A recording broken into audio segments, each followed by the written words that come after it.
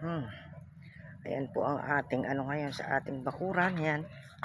Hindi po tayo kapag wawalis ngayon. Kasi nung Friday, umuulan.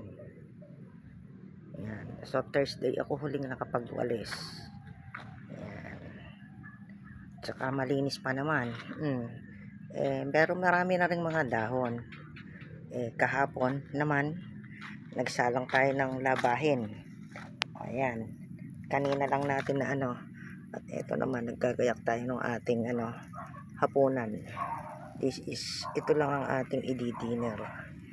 Wala nang rice. Yan. Hotdog. Ayan po. Ayun. Marami na siyang dahon dito. So, baka bukas makakawalis-walis tayo.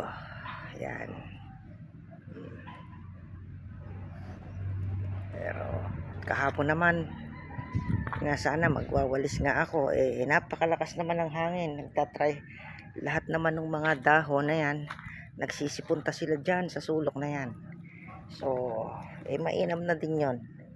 At yung ating wawalisan ay isang na lang, isang sulok. Yan. Nasa isang side na lang sila. Yan po.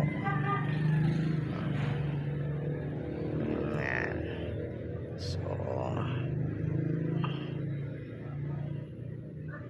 medyo malinis-linis pa naman ang ating paligid. Uno, ano ginagawa mo dyan?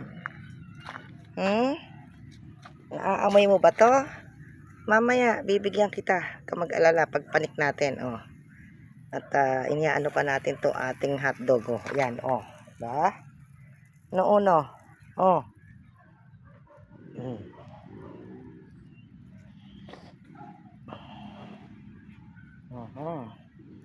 Ayan.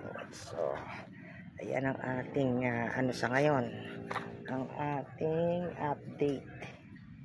Ayan. Aming update sa paligid. Yung mga tanglad natin doon, mga tubo na siya. Ayan po.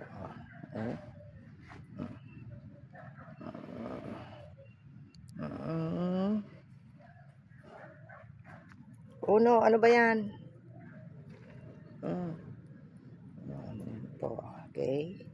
So, ayan na po tayo for today. Ang ating update. Ayan. Ang ating hotdog. Wow. Kaya, rest day tayo. So, since rest day naman tayo, ano tayo? Ayan.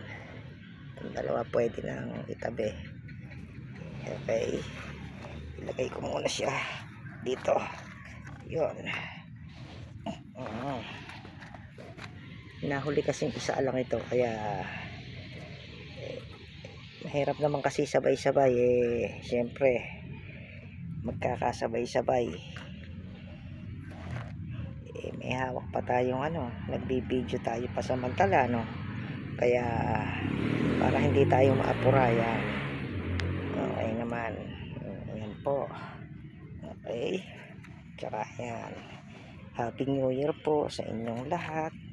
Yan. Ang ating yummy hotdog.